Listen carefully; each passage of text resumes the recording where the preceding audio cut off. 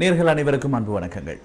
மற்றொரு வெள்ளிக்கிழமை மற்றொரு பார்வைகள் நிகழ்ச்சியில் உங்கள் அனைவரையும் சந்திப்பதில் மிக்க மகிழ்ச்சி அடைகின்றேன். உங்களுக்கு தெரியும், வாரம் எமது டான்ஸ் தொலைக்காட்சியில் பார்வைகள் நிகழ்ச்சி நாங்கள் கடந்த வாரம் நடைபெற்ற ஒரு முக்கியமான விடயம் சம்பந்தமாக உங்களது கருத்துக்களை அறிவது வழக்கம். அந்த வகையிலே பலதரப்பட்ட கருத்துக்கள், உண்மையிலே பலதரப்பட்ட விடயங்கள் கடந்த வாரம் நடைபெற்றிருந்த போதும் ஒரு விடயம் முக்கியமான விடயமாக எமக்கப்பட்டது. அந்த விடயத்தை நாம் இன்றும் உங்களது கருத்துக்களுக்கு விட்டிருக்கின்றோம். அது யாழ் பல்கலைக்கழக மாணவர் ஒன்றிய தலைவர் அடையாளம் தெரியாத நபர்களால் கடந்த வாரம் தாக்கப்பட்டிருந்தார். அதைத் தொடர்ந்து யாழ் பல்கலைக்கழக மாணவர்களால் சில ஆர்ப்பாட்டங்கள் அந்த இடங்களில் நடைபெற்றன. இந்த விடயம் சம்பந்தமாக எமது சொந்தங்கள் என்ன கருதுகின்றார்கள், அவர்களது கருத்துக்கள் என்ன என்பது சம்பந்தமாகத்தான் இன்றைய எமது பார்வைகள் நிகழ்ச்சியில் நாம் உங்களது பார்வைகளை பதியவிருக்கின்றோம். அதற்கு முன்னால் புறம்பெயர் நாடுகளில் வைசி என்று அறியப்பட்ட, அதாவது நாங்கள் உண்மையிலேயே இலங்கைக்கு எமது டான் தமிழொலி தொலைக்காட்சி வருவதற்கு முன்னர் நாங்கள் பிரான்சில் இருந்து எமது நிகழ்ச்சிகளை நடத்தி கொண்டிருந்தோம். அந்த காலங்களில் இருந்து எமது அரசியல் நிகழ்ச்சிகளில், எமது தொலைக்காட்சி மற்றும் வானொலி அரசியல் நிகழ்ச்சிகளில், எமது டிஆர்டி தமிழலை வானொலியின் ஊடாக கூட தைரியமாக அரசியல் கருத்துக்களை கூறிக்கொண்டிருந்த வைசி கிருபானந்தன் அவர்கள், உண்மையிலேயே அவரது நினைவு தினம் கடந்த வாரம் இடம்பெற்றது.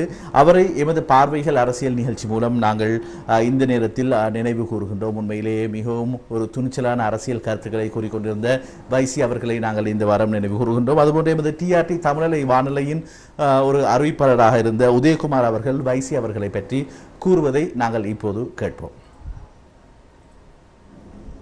வணக்கம் நேர்களே. இன்று மிக கனத்த மனதுடன் நாங்கள் இந்த வானொலிக்கு வந்திருக்கின்றோம். யாருக்கு அஞ்சலி செலுத்தக்கூடாது என்று நாங்கள் நினைத்தோமோ அவர்களுக்கெல்லாம் இப்பொழுது அஞ்சலி செலுத்த வேண்டிய ஒரு துப்பாக்கி நிலை எங்களுக்கு ஏற்பட்டிருக்கிறது. எங்களுடன் மிக நீண்ட காலமாக தொடர்பில் இருந்த, தொடர்ந்து தனது கருத்துக்களை பரிமாறிக்கொண்டிருந்த, சுவிட்சர்லாந்தில் வசித்து வந்த திரு வைசி கிருபானந்தன் அவர்களது முதலாவது ஆண்டு நிறைவடைந்து சென்றிருக்கின்றது. வைசி கிருபானந்தன் என்பவர் ஒரு சாதாரண மனிதர் அல்ல. குறிப்பாக ஐரோப்பிய மண்ணில் தொடர்ச்சியாக மாற்று கருத்தாளர்களின் குரலுக்கு வலு கொடுத்து வந்தவர் அவர்.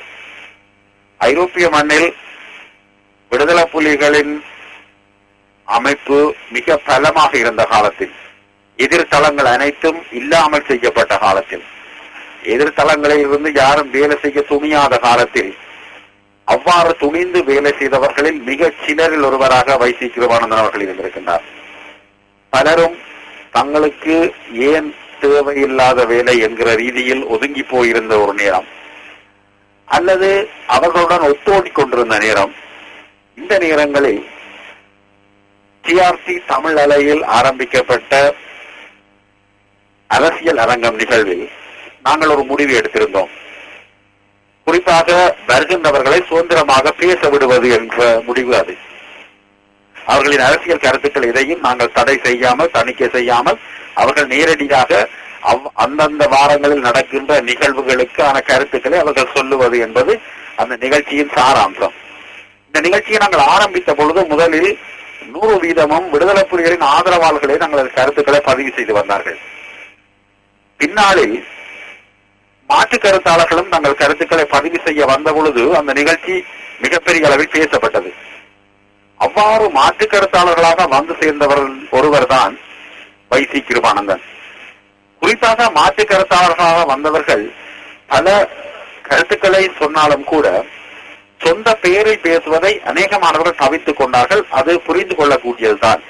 அந்த நேரத்தில் இருந்த விடுதலை புலிகளின் அராஜகம் நிறைந்த ஒரு சூழல் ஐரோப்பிய மண்ணிலும் இருந்தது. குறிப்பாக பாரிஸ் மண்ணில் அவர்கள் ஒரு கொலையை கூட செய்திருந்தார்கள். குறிப்பாக சபாலிங்கம் அவர்கள் கொல்லப்பட்ட ஒரு சம்பவம் 94ஆம் ஆண்டு இடம்பெற்றது.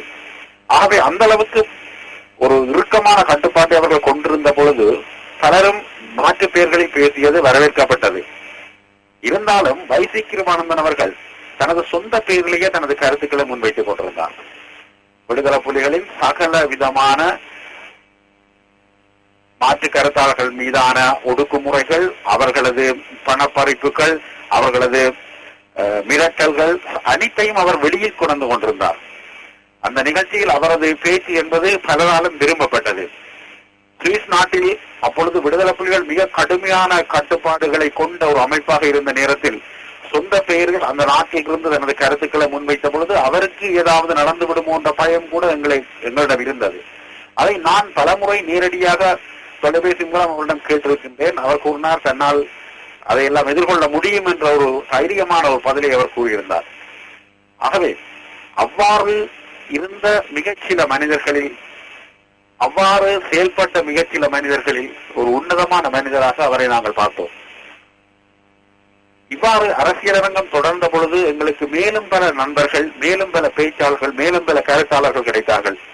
அவ்வாறு கிடைத்தவர்கள் தற்பொழுது டான் தமிழொலியின் பார்வைகள் நிகழ்விலும் இடம்பெற்றுக் கொண்டிருக்கின்றார்கள். வைசி கிருபானந்தன் என்கிற அந்த நாமம் டான் டிஆர்டி தமிழ் அலை தமிழ் ஒளி தொலைக்காட்சி வானொலிகளில் எந்த காலத்திலும் ஒலித்துக் கொண்டிருக்க வேண்டும், ஒலித்துக் கொண்டு இருக்கும் என்பது எங்களது நம்பிக்கை. அவரது ஒரு வருட நிறைவு இன்று இந்த வாரம் வந்து செல்கிறது. இந்த ஒரு வருடத்துக்குள் அவரது குடும்பத்தை சேர்ந்தவர்களுக்கு ஆண்டவன் வழங்கி வந்த அந்த மனோதைரியத்தை இறைவன் அவர்களது குடும்பத்துக்கு தொடர்ந்து வழங்க வேண்டும் என்று நாங்கள் இறைவனை பிரார்த்திக்கின்றோம். அதேபோல் மாற்று கருத்தாளர்கள் என்று இருப்பவர்கள் அல்லது மாற்று சிந்தனை உள்ளவர்கள் தங்களது கருத்துக்களை வெளிப்படையாக சொல்ல வேண்டும். அதுதான் இந்த சமூகத்தை மாற்றி அமைப்பதற்கான, இந்த சமூகத்தை சிந்திக்க வைப்பதற்கான ஒரு வழி என்பதை சமூகத்துக்கு நடைமுறைகளின் மூலம் காட்டி சென்றவர் திரு வைசி கிருபானந்தன் அவர்கள். ஆகவே அவரது வழிமுறையை பின்பற்றி அனைத்து சமூக அக்கறையாளர்களும் செயல்பட வேண்டும் என்பது இந்த அவரது ஒரு வருட நிறைவு நடைபெற்றுக் கொண்டிருக்கின்ற இந்த வாரங்களில் அவரது சார்பாக எனது வேண்டுகோளாகும்.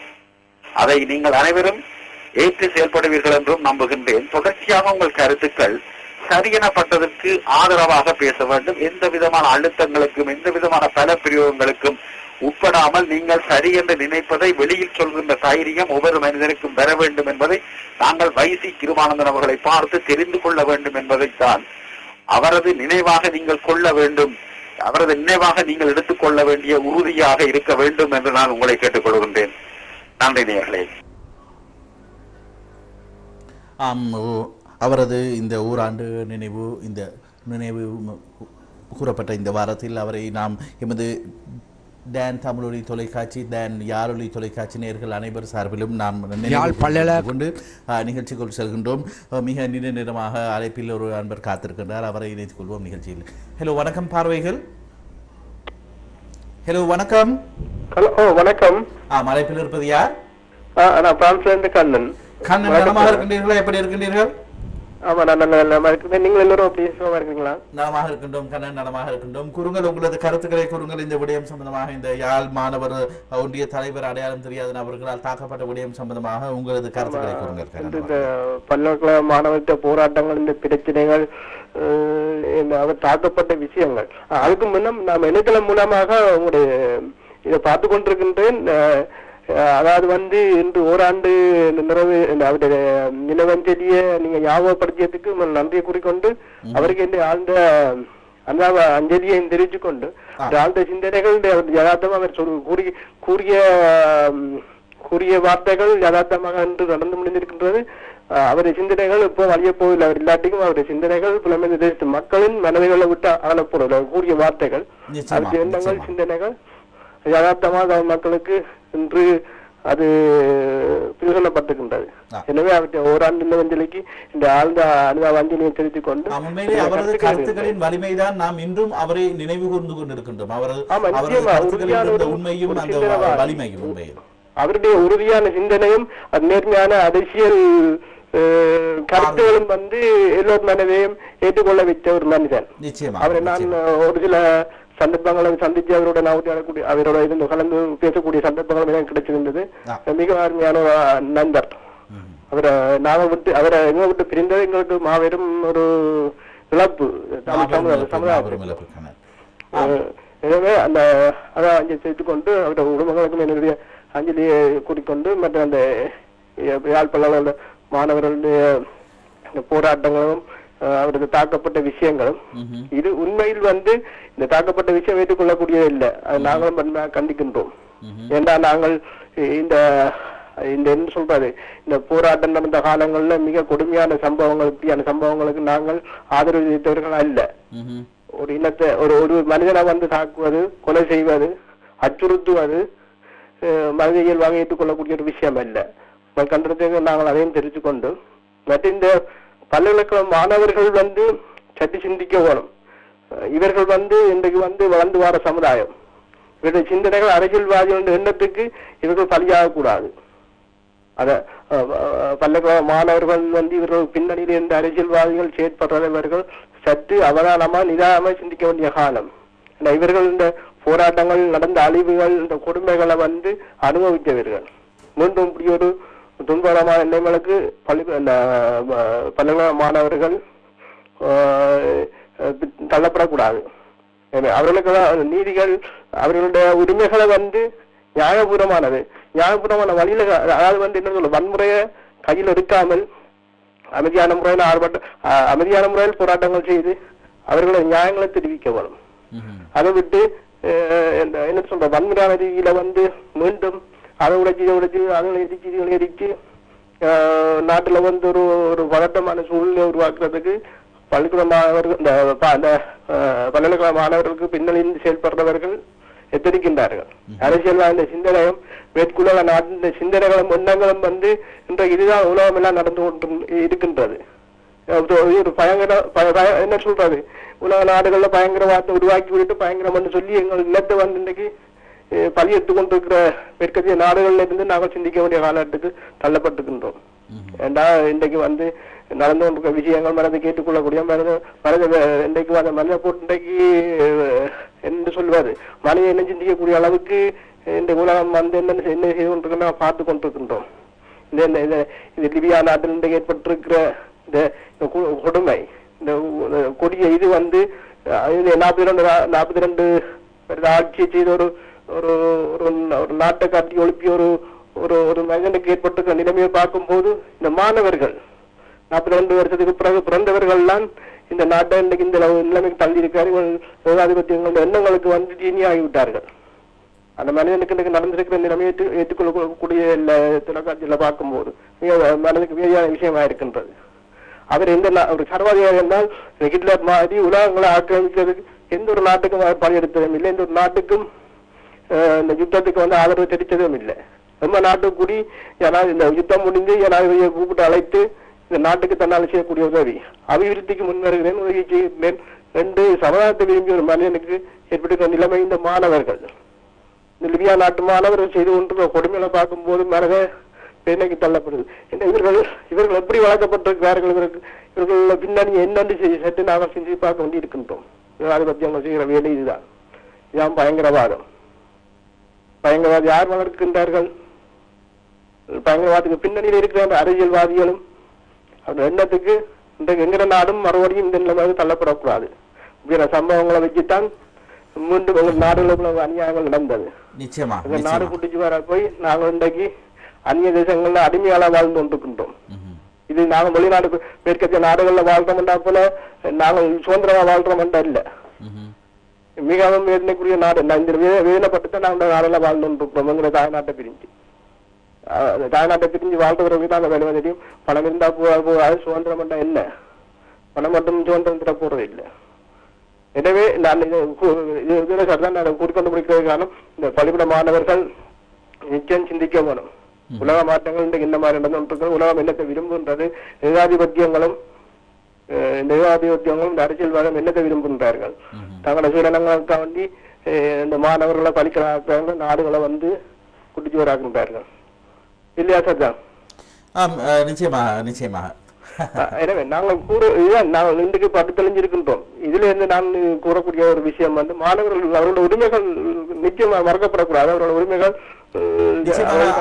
அனைத்து மக்களது, மாணவர்களது மட்டுமல்ல அனைத்து மக்களது ஜனநாயக உரிமைகளும் அவர்களது கருத்து சுதந்திரமும் மதிக்கப்பட வேண்டும். கடந்த காலங்களை போன்று ஆயுத முனையில் அவர்கள் அல்லது ஆயுத முனையிலோ அல்லது இறந்தறியாத நபர்கள் மூலமாகவோ தாக்கப்படுவது முற்றுமுழுதாக நிறுத்தப்பட வேண்டும்.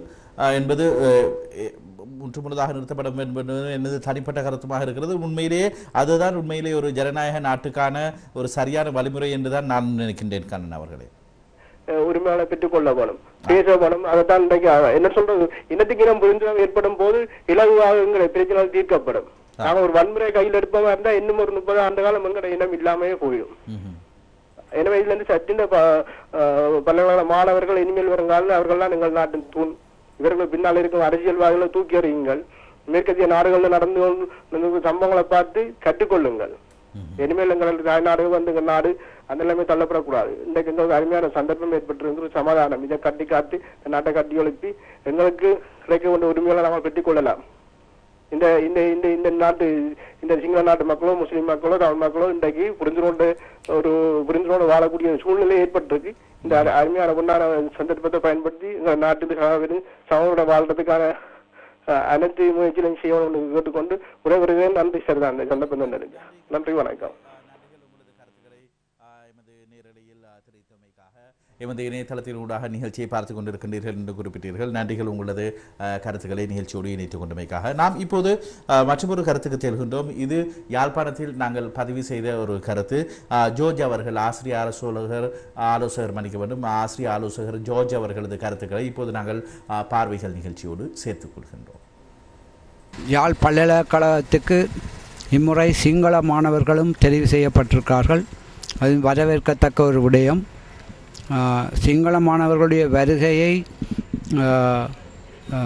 எதிர்க்கும் ஒரு தோரணையோடு தான் இந்த பல்கலைக்கழக மாணவருடைய தாக்குதல் சம்பவம் வடிவமைக்கப்பட்டிருப்பதாக தெரிய வருகிறது. பல்கலைக்கழகத்தில் ஒரு மாணவர் அமைப்பு ஒன்று இருப்பதாக உபவேந்தர் கூறவில்லை. எனவே இந்த சம்பவம் தேசிய ஒற்றுமையையும் யாழ்ப்பாண பல்கலைக்கழகம் ஒரு தேசிய பல்கலைக்கழகமாக மாறுறதையும் இந்த சம்பவம் தடுக்கும். உண்மையில் இம்முறை யாழ் பல்கலைக்கழகத்துக்கு சிங்கள மாணவருடைய வருகை வரவேற்கத்தக்க ஒரு விடயமாகும்.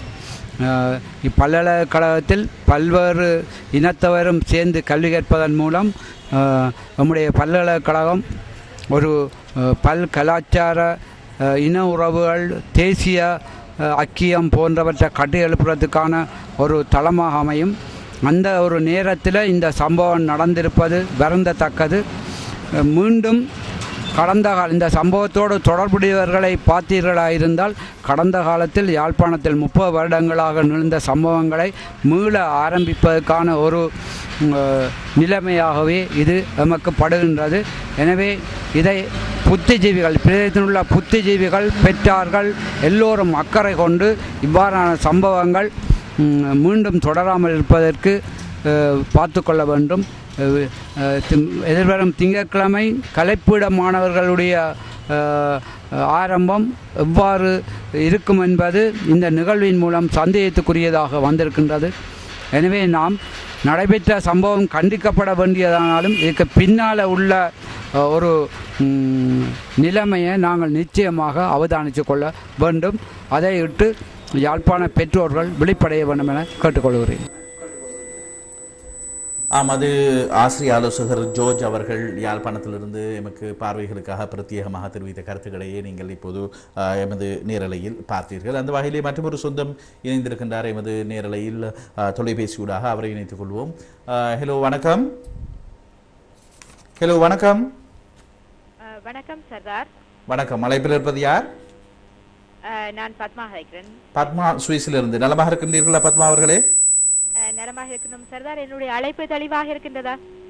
ஆம், ஓரளவு உங்களது அழைப்பின் ஒளி அளவு குறைவாக இருக்கிறது. பார்ப்போம், எமது தொழில்நுட்பவியலாளர்கள் முயற்சித்துக் கொண்டிருக்கிறார்கள். நீங்கள் பேசுங்கள் பத்மா. சரி. ஆமாம், முதலாவதாக எல்லோராலும் அன்பாக வைசி என்று அழைக்கப்பட்ட வைசி கிருபானந்தன் அவர்களுடைய ஓராண்டு நினைவினை ஒட்டி அவருக்கான அந்த உண்மையில் அவர் ஒரு நல்லதொரு மக்கள் சார்ந்த அரசியலை கதைத்த ஒரு மனிதர். உண்மை உண்மை. அதே நேரத்தில் தானும் ஒரு நேர்மையாக வாழ்ந்து நேர்மையான அரசியலை கதைத்து எதனையும் நேர்மையாக செய்ய வேண்டும் என்று நல்ல மனதலுடன் நினைத்து செயல்பட்ட ஒரு மனிதர். உதயன் அவர்கள் மிக அதிகமாக அவரை பற்றி கூறியிருந்தார். அதிகமாக என்று நான் சொல்லுவது அதிகமான விடயங்களை கூறியிருந்தார். உண்மையில் அவருடைய குரலே ஒரு தனித்துவமான குரல்.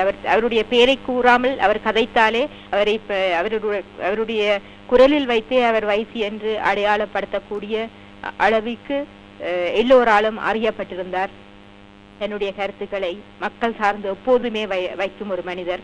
அதே நேரத்தில் எல்லோருடனும் தன்னுடைய உறவினை தான் சார்ந்த கருத்துக்களை கொண்டவர்களுடன் தானாகவே சென்று நெருங்கி அவர்களுடன் கதைத்து உறவுகளை பேணி வந்த ஒரு மனிதர். உண்மையில் மிகவும் ஒரு அருமையான மனிதர்.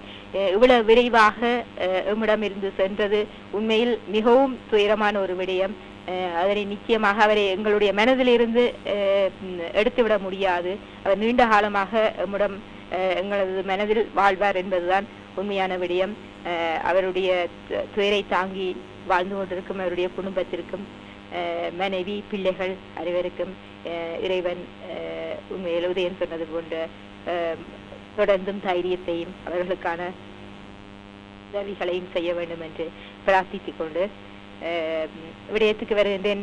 சர்தார், ஆமாம், பல்கலைக்கழக மாணவ ஒன்றிய தலைவர் தாக்கப்பட்டதை பற்றி கேட்டிருக்கின்றீர்கள். முதலாவதாக உண்மையில் தாக்கப்படுவது வன்முறை கலாச்சாரம் என்பது எந்த விதத்திலும் ஏற்றுக்கொள்ள முடியாத ஒரு விடயம். அதை வன்மையாக கண்டிக்க வேண்டும். அதை எந்த முறையாக இருந்தாலும் அது வன்முறை, அடித்தல், அதைவிட பயமுறுத்துதல், இவை போன்றவை கூட உண்மையில் அனுமதிக்க முடியாத ஒன்று. இவற்றை நாங்கள் நிச்சயமாக எதிர்வரும் காலங்களில் நிறுத்துவதற்கான செயல்பாடுகளை செய்ய வேண்டும். அதனை எல்லோரும் விளங்கி கொள்ள வேண்டும். எல்லோருக்குமான சுதந்திரம் எமது நாட்டில் இருக்க வேண்டும். அதனால் உண்மையில் யாரும் தாக்கப்பட முடியாது. அதே நேரத்தில் யாரும் பயமுறுத்தப்படக்கூட கூடாது என்பதுதான் நம்முடைய கருத்து. இதனை எல்லோரும் புரிந்து கொள்ள வேண்டும். அது அவர் எப்படியான நடவடிக்கையில் ஈடுபட்டிருந்தாலும் கூட யாருக்கு மேலும் யாரும் கை வைக்க முடியாது. உண்மையில் ஆரம்பத்தில் பார்த்தீர்கள் குறிப்பிட்ட காலத்துக்கு 2-3 வருடங்களுக்கு முன்னால் துப்பாக்கி கலாச்சாரம் இருந்தது. இது மிக கொடுமையானது. கேள்வி இல்லாமல் பலர் சுட்டு தள்ளப்பட்டார்கள். அதிலிருந்து இன்று வன்முறை கலாச்சாரமாக அது மாறி இருக்கின்றது. அது ஒரு சிறிய ஒரு முன்னேற்றமாக இருந்தாலும் இது கூட மிகவும் கொடுமையான ஒரு விடயம். அங்கு ஒரு ஜனநாயக நாடு என்று சொல்லும் அளவிற்கான ஜனநாயகம் எல்லோருக்கும் பெற வேண்டும். யாரும் யாரையும் தாக்குதலோ அல்லது பயமுறுத்துதலோ அங்கு இருக்கப்படக்கூடாது என்பதை எல்லோருமே புரிந்து கொள்ள வேண்டும். யாருக்கான எல்லோருக்குமான சுதந்திரத்தை நாம் கொடுக்கும் போதுதான் நமக்கான சுதந்திரமும் நமக்கு கிடைக்கும் என்பதுதான் உண்மையான விடயம். அடுத்ததாக இந்த மாணவர்கள் அரசியல் சார்ந்து செயல்படுவது என்பது இன்று இருக்கின்ற இலங்கை சூழலில் அரசியல் என்பதில் உண்மையில் பலவிதமான சிக்கல்கள் இன்னும் இருந்து கொண்டுதான் இருக்கின்றது. அங்கு ஒரு நேர்மைத்தன்மை, ஜனநாயகத்தன்மை என்பன அந்த அரசியலுக்குள் முற்றுமுழுதாக வந்துவிட்டது என்று சொல்ல முடியாமல் இருக்கின்றது.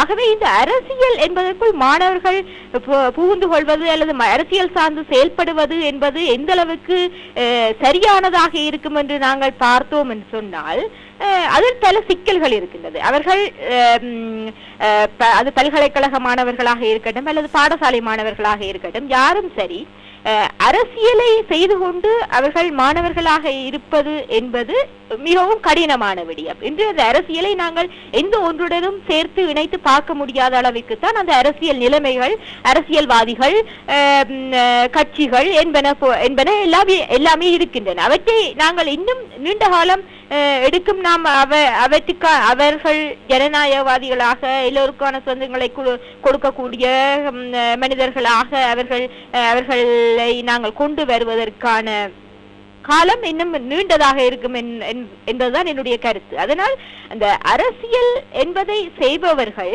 தனி மனிதர்களாக இருக்கட்டும். இப்ப மாணவர்களுக்கான அரசியல் உரிமை இருக்கின்றது. அவர்கள் யாருக்கும் வாக்களிக்கலாம். அவர்கள் யாருக்கு விருப்பமாக இருக்கின்றதோ அவர்களுக்கு வாக்களிக்கின்ற உரிமை மாணவர்களுக்கும் இருக்கின்றது, தனிமனிதர்களுக்கு இருக்கின்றது, மக்களுக்கு இருக்கின்றது, எல்லோருக்குமே இருக்கின்றது.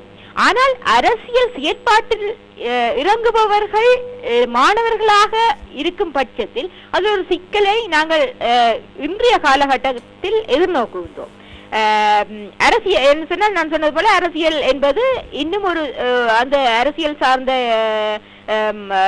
இடத்துக்குள் ஜனநாயகம் என்பது முற்று முழுதாக வந்துவிடவில்லை. ஆகவே நாங்கள் அதற்கு போகும்போது சில சிக்கல்களை எதிர்நோக்க வேண்டும். அதே சிக்கல் தான் இங்கும் ஏற்பட்டிருப்பதாக பல செய்திகள் கூறுகின்றன. அதனால் அரசியலை நாம் செய்து கொண்டு அதில் ஒரு பிரச்சனை வந்தவுடன் மாணவர்கள் என்ற போர்வையை போர்த்தி கொண்டு நாங்கள் கதைக்க வலிக்கிடுவோம். ஆனால் இந்த சிக்கலை நாங்கள் தீர்க்க முடியாது, கடைசி வரைக்கும் எந்த விதத்திலும் தீர்க்க முடியாது. அது ஒரு இடத்தில் பார்த்தீங்கன்னு சொன்னால் அவர்கள் கூறியிருக்கின்றார்கள், எங்களை சுதந்திரமாக தங்களுடைய கல்வி செயற்பாட்டை செய்ய விடும்படியும் இல்லாவிட்டால் வரலாறை மாற்றப்படும் என்றும் என்பது போன்ற கோஷங்களை எல்லாம் அவர்கள் சொல்லி இருக்கின்றார்கள். மாணவர்கள் சக்தி என்பது என்று ஒன்று இருக்கின்றது. அது மக்களுக்காக செயல்பட வேண்டும், மக்கள் சார்ந்து செயல்பட வேண்டும் என்பதுதான் என்னுடைய கருத்து.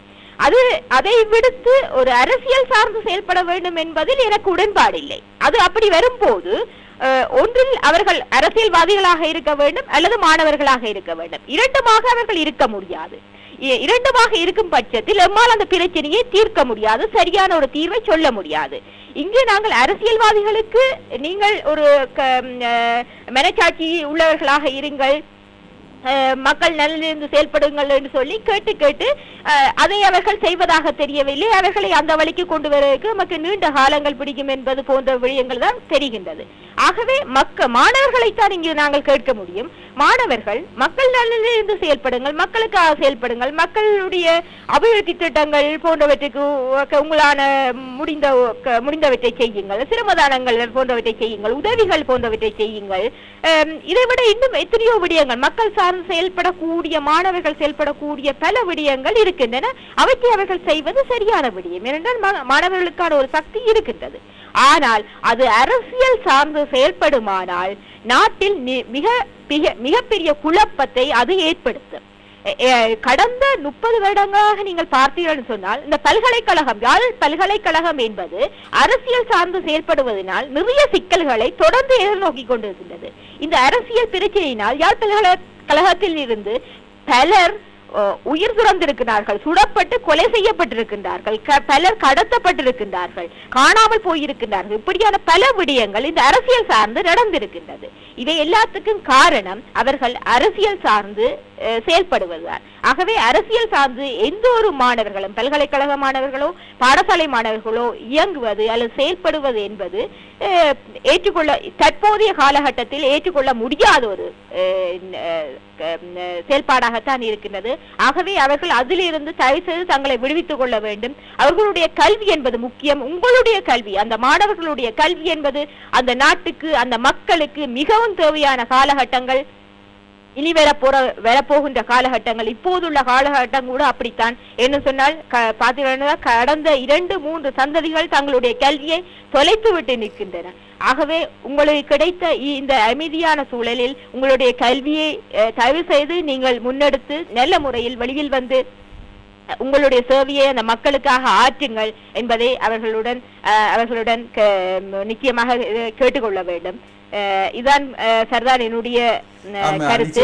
நிச்சயமாக மிக அருமையான கருத்துக்களை கூறினீர்கள் பத்மா அவர்களே. உண்மையிலே அவர்களது சக்தியை, அவர்களிடம் இருக்கும் அந்த பலத்தை ஒரு ஆக்கப்பூர்வமான விடயங்களுக்கும் தன்னார்வத்தொண்டு உருவான விடயங்களுக்கும் பாவிக்க வேண்டும் என நீங்கள் குறிப்பிட்டிருக்கின்றீர்கள். உண்மையிலே வரவேற்கத்தக்க கருத்துக்கள் பத்மா. நன்றிகள் உங்களது கருத்துக்களை நிகழ்ச்சியோடு இணைத்துக் கொண்டமைக்காக. நாம் இப்போது ஒரு சிறு விளம்பர இடைவேளைக்கு செல்கின்றோம். சொந்தங்களை இணைந்திருங்கள் பார்வைகள் நிகழ்ச்சியோடு.